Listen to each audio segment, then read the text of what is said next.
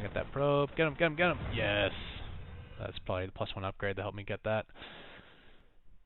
And looks like you're going to send out some units and clear out that Zelnaga. I did salvage my bunker, and not a moment too soon, as I am having, well, I did have, for a moment anyway, some mineral count problems. And it looks like I supply cap myself, never good. Even with 2 orbitals, I can't really call down enough supply depots to make up for that. And you really don't want to call down supply caps. I mean, you know, you get basically an extra 100 minerals, and that you're getting an extra supply depot instead of an extra 300 you would get from a mule. Of course, if you do supply cap yourself, you really have no choice. So I did scout, I don't remember where, but I did know that you had Colossi, so I am spreading out my units. And that's just so I can get a little bit of a flank. So you notice here, he is going to attack these units. I'm going to pull back in the corner, force him to come in that way, and now it gives me a little run in to hit his, catch his Colossi from behind. And now that he's up on the high ground, I'm just going to pull straight back because, you know, you can't fight Colossi when they're on high ground. They'll just keep backing up with that range upgrade. It's a little ridiculous. And here I'm just going to stim and kite. Oh, he did trap me though. Kiting cost me a Marauder. Oh, Zealot got away with 13 hit points. So I think that battle went okay. I don't know if that was actually good or bad or not, but oh, I got some Marines here I didn't know about. Oh well. I'm going to throw down another starport just so I can pump out some more Vikings. And the one thing I did notice from just watching some pro replays, a small amount of Vikings, yeah, it helps a little bit versus Colossi. But really, you have to be able to like super snipe the Colossi with Vikings. So you need an insane amount of Vikings if you really want to counter Colossi. Because with just a handful of Vikings, by the time you kill the Colossi, all your ground forces are going to be dead.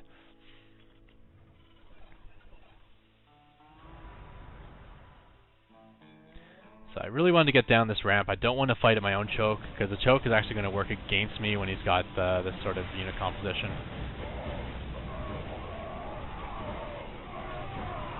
So you can see I'm kind of having to force my way into the ramp, and it's just setting me up for like just get burned so hard by these Colossus. EMP helped. It made this fight look less ridiculously terrible, but honestly, it's like, here, everyone jump into the Colossus death area.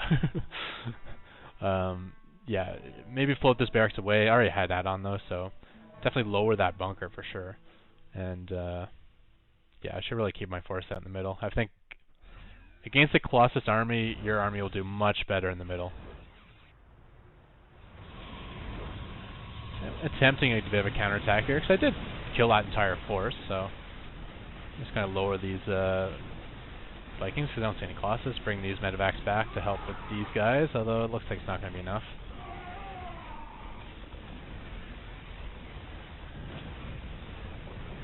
And, ooh, lost some Colossus. Lost some Vikings there, so I more or less lost that army, but I don't know.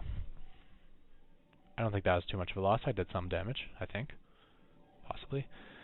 And you can see this entire match I'm going to be behind by at least 30 harvesters, almost behind by 40 here, but he does have 80 harvesters on 3 bases. That seems a little too much, mostly since his main base is probably on its last legs. Yeah, you can see it's down to 6 patches, and it's about to be 4.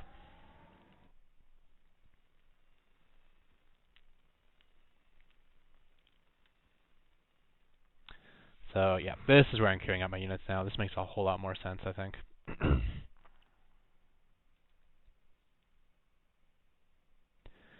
I'm floating out to take my third.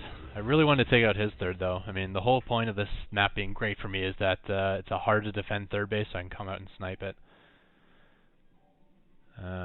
Maybe throw some Marauders on the high ground would be a good idea. I don't know.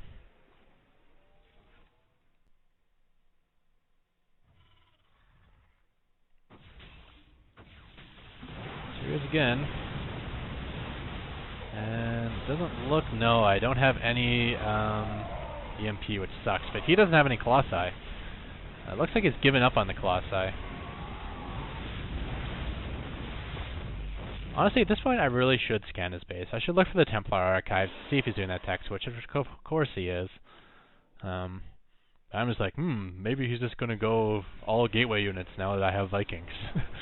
Like, I literally convinced myself that. He's scared of the Vikings, so he's just going to go gateway units. It's like, he's not going to go gateway units. He's Diamond League. He knows that's going to be terrible versus the Bio Ball.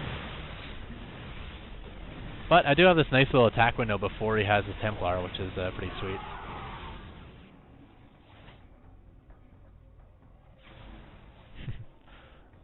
This Viking is probably going to sit here the entire game. I've completely lost sight of it.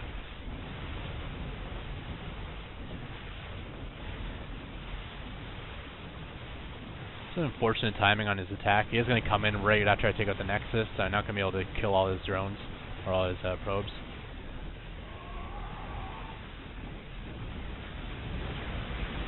But these are bad engagement decisions.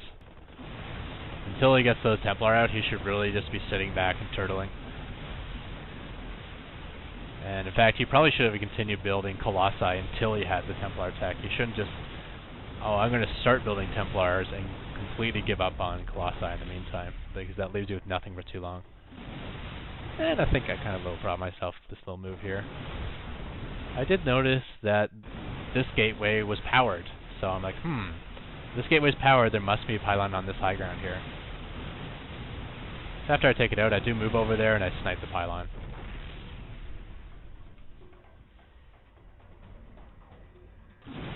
Ah, nice. Time for the transfer. This was just a guess. I kind of moved down to these areas. Maybe he's expanding.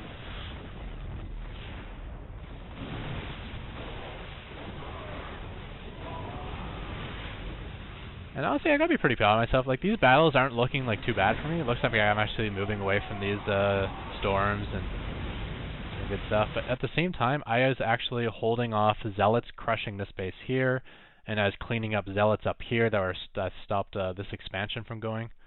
So, and then I had to move the expansion up here, and then I moved all my SCVs out, and I did all that at the same time I was doing this entire attack. So, I'm not good at multitasking, but that's got to be good. Let's actually check out my APM. You can see I'm up to 52. Remember I used to always call myself a 35 APM player? I'm getting a little bit faster this game. I was calling myself a 40 APM player, and 53 might be a little high just because there's been a lot of action this game, but I'm sure I'm averaging 45 these days. So, hey, it's not 150, but 50 is better than 35, that's for sure.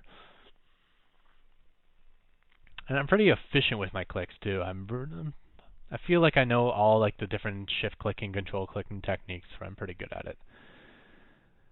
And yeah, if we check out the income tab, 70 harvesters over 30, I should be in trouble, but not when all he has is long distance mining. The long distance mining with 70 probes is still decent. It actually looks like he has a base. 700.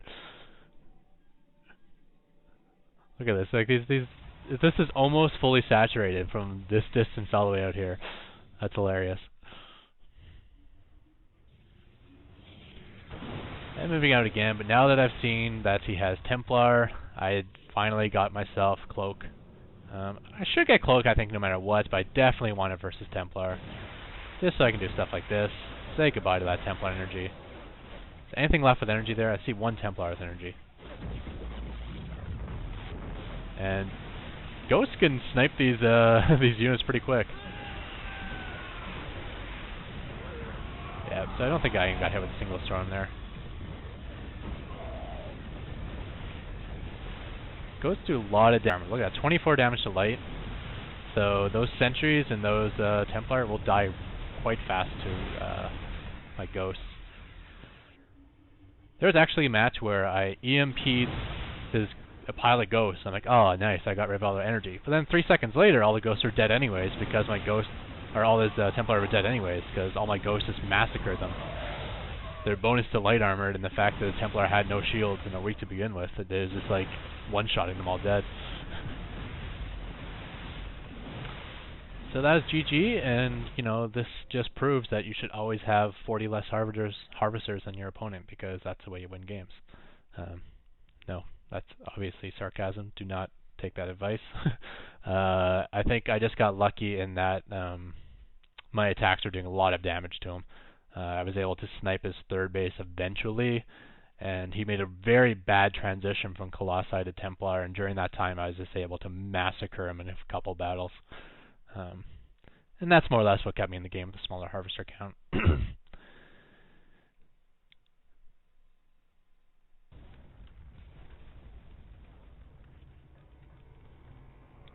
Anything else I want to talk about?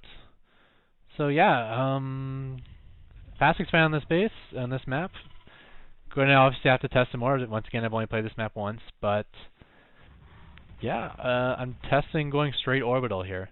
And you can probably get super early. I mean, maybe not. Maybe I should throw down like get my barracks, get my orbital, maybe get a second barracks, and then throw down a command center here. I don't know which way would be better.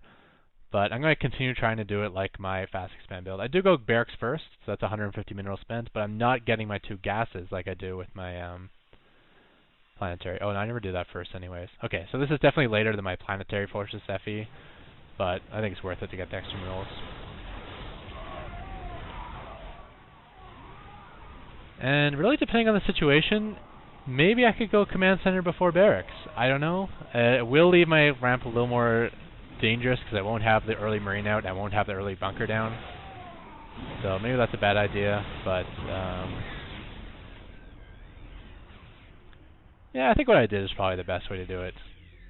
Supply depot, barracks, command center. That's the idea I'm going for right now, but obviously it's a work in progress. And I'm going to have to completely rethink this whole thing when it comes to Bailings.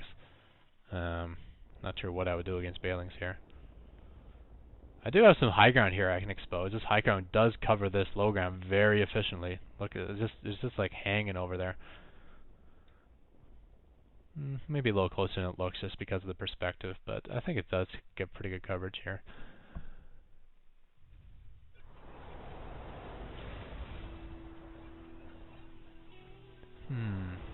Okay, well I'm going to call into this video instead of sitting here and trying to figure out how to make this Bailing bus proof. But at least versus Protoss, this works very good. Yeah, and don't put yourself in a choke point once he has range upgraded Colossi. I mean, really, if we back up here to like this point right here, well, back up once more. He's moving out in a wide open middle area. If I had my force out here and I had spread like some units up here, some units up here, there'd be no way he'd be able to protect this Colossi. Like, I don't care how many force fields he puts down, I would definitely be able to find a way to flank and kill those Colossi with my Marauders. Given my unit count's kind of small, but at the same time, at least I can challenge being out here. Throwing myself inside a choke point, I mean, that's just going to... Why do I want to double-click that?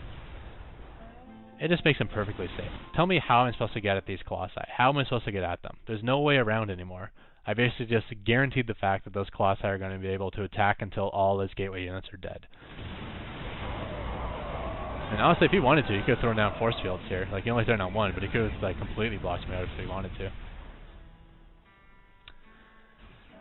Anyways, with that said, I'm going to call out the end of this video. These are the 2 maps. Let's see if I remember the names of them. Jungle Basin being the first one, and Shakuris Plateau being the second.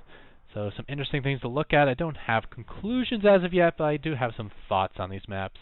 And maybe in a couple of weeks I'll have some more hardline conclusions on how I want to play these maps. But that's the way I'm doing them with the fast expand. And yeah, let me know what you guys think. Alright, thanks and goodbye.